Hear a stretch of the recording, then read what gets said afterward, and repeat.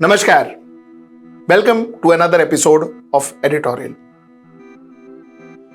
अब की बार 400 पार और अब की बार इंडिया अलायंस सरकार. What exactly are we looking at in the near future? This is my topic for today. Before I start my editorial, let me tell you something. Only go ahead with this editorial if you are really interested in politics and you are an enthusiast of politics like me. Only go ahead with this editorial, because let me tell you, all the numbers that I'm going to throw at you, all the analysis that I'm going to give you, these are analysis that actually makes very little sense. It makes very little sense is because the actual decision, bulk of the actual voters happen in the last 10 days, 7 days, 8 days, 6 days, 4 days of the actual voting, at times right outside the booth. That is when the actual decision happens. So a lot of times things have changed. A lot of times, a lot of pollsters will say, "Dekho, maine bola tha. Dekho, I told you this number and it's come." See, most of it are fluke. Most of it are fluke.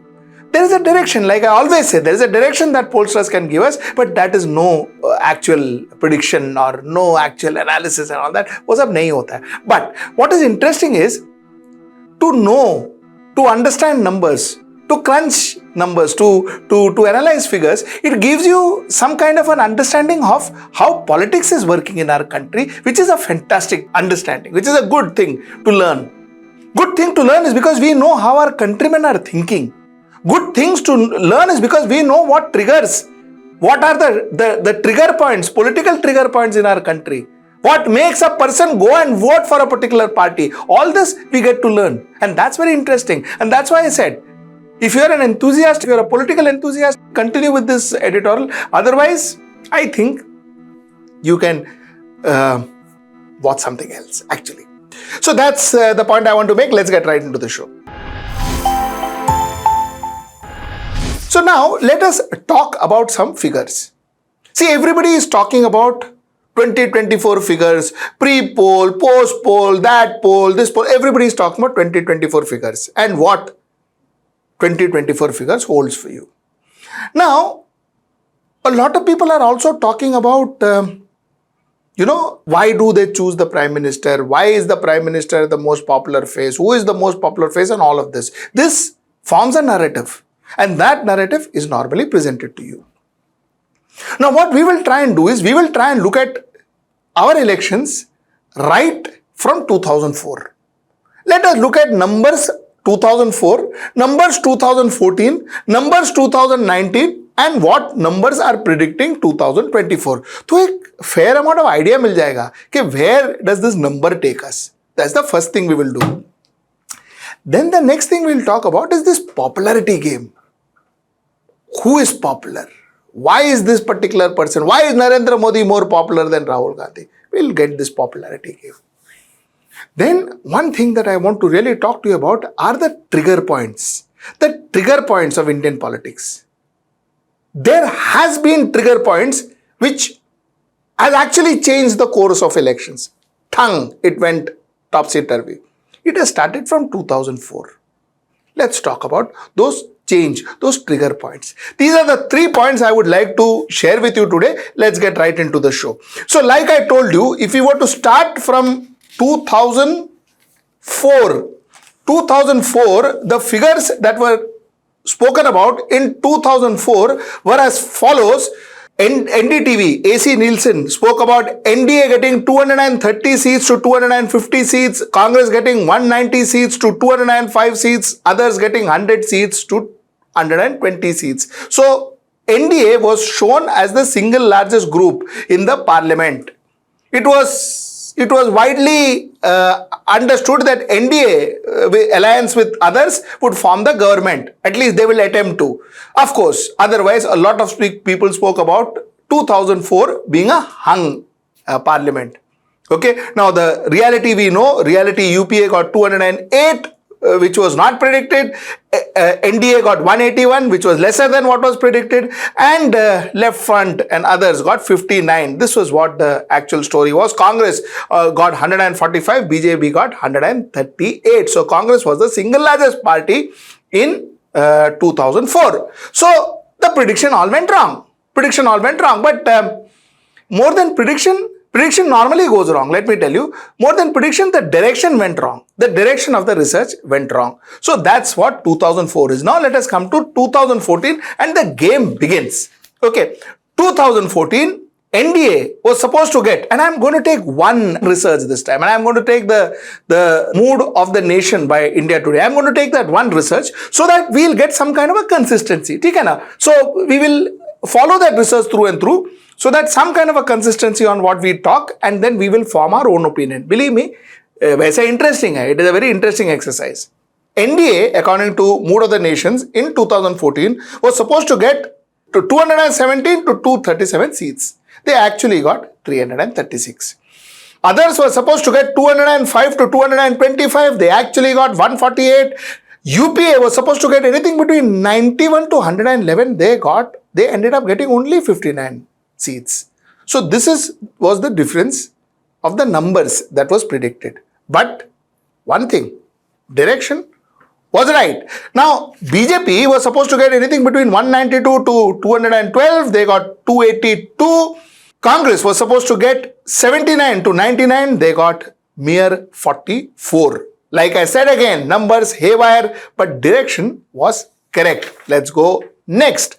Next is, let's talk about 2019. The game comes closer now. 2019, NDA was supposed to get 237 seats. They got 353 seats. Again, number completely haywire. Others were supposed to get 140, got 98. Numbers haywire. UPA was supposed to get 166, got 91. Numbers haywire. But this time around, even direction haywire. Because it was widely predicted that we will see a hung parliament in 2019. Hung parliament in 2019. And then something happened that was called Balakot, and things changed. Now, did things change because of that? Not. We will come to that. That is the trigger point that I was talking to you about. But let's come to that. Let's hold on. Let's come to that. Let's get to 2024. What are people talking about in 2024? Are Baba, in 2024, some people are not only talking about 400 and 470, they are talking about 600 and 700. Baki ka, Nepal ka, Pakistan ka, Sri Lanka ka, sabka seat, incidentally, according to them, according to a lot of people, is going to BJP. But that being set aside, let us talk about 2024. What Mood of the Nation says. 2024, Mood of the Nation says that NDA could get anything, not anything, in fact the figure is 1, NDA could get 335. Mood of the Nation says India Alliance could get 166. Mood of the Nation says others could get 42. This is what the Mood of the Nation says. Now one has to see how much of this is the direction going to be right, is the number going to be right. Okay. Now let us go further. You see, the next thing I want to talk about is in 2019, the biggest problem that the incumbent government faced was unemployment. That was number one problem. And you know what was the number one achievement later on that really made a difference? What really made a difference, other than Modi's popularity as it's called, what really made a difference was Balakot. 16% difference was made by Balakot airstrikes. The nation went and voted for Bharatiya Janata Party, left, right and center. What was predicted? 237. What they got was 353. That is NDA. And what was predicted for Bharatiya Janata Party was 202. They got 303. So things changed. Things changed drastically. Balakot was that trigger point. That one trigger point that changed the direction of the entire elections. From what could be a hung parliament that a lot of research says, to something where Bharatiya Janata Party won, and won massively, absolutely one-sided. That's the point. Now 2024. 2024, the status is very simple, not very different. You know what is the biggest problem? The biggest problem is still unemployment. That has not changed. Unemployment remains our biggest problem. But you know what is the biggest strength of the government? Again, the leadership and all what they say, that we'll keep it aside. The biggest strength of this government, according to CSDS research, is 22%. That is the consecration of Ram temple. So the trigger point is consecration of Ram temple. Earlier on, the trigger point was Balakot. Now the trigger point is the consecration of Ram temple. Earlier on, Balakot happened very close to the election. Now, Ram temple happened much before the election. It happened in January. So enough time for Bharatiya Janata Party to establish, to stake claim on that, to actually make that into a great, their election strength, their USP, their consumer offer or whatever call it, voter offer. And it stuck. It stuck. Ram temple consecration stuck. So the story remains the same. First, the problem, unemployment, taken over by Balakot strike. 2024, problem still unemployment, but taken over by consecration of Ram Mandir. Now we got the trigger point. Now let us look at what that trigger point did. What that trigger point did. In fact, before I get into that, let me also show you like I said, we'll go by the Mood of the Nation surveys and we will go so that there is consistency. Mood of the Nation said that one of the reasons why this was done in August, which is post-poll, they said what is the top reason for victory of Modi-led NDA in this election? The strongest was, of course, 35% strong leader image of Narendra Modi. 16% was Balakot airstrike, like I said. Achievements of the government, 11%. Massive spend on advertising, 8%. 7% was BJP campaign. So the point is, this thing about strong leadership and all, is that's very volatile. That's very volatile. That changes. And the fact that Balakot had a huge impact on creating the strong leadership aura on the Prime Minister Narendra Modi, that, great leader and all that was thanks to Balakot. So I will not see that as in isolation. I will see Balakot as the number one trigger point. And that's what I wanted to share with you. After that, let me also go to now the popularity game. Now let's talk about popularity. In 2019, this is before Balakot. In 2019, the popularity of Narendra Modi was 46% and Rahul Gandhi was quite close, 34%. 46%, 34%. The popularity 2024 seems to be quite widened, where Narendra Modi sits at 55%, Rahul Gandhi is at 14%. Mind you, 2019, the popularity is before Balakot. 2024, popularity is after Ram Mandir. Like I told you, unlike Balakot last time, Ram Mandir happened in January. So they had enough time to build up.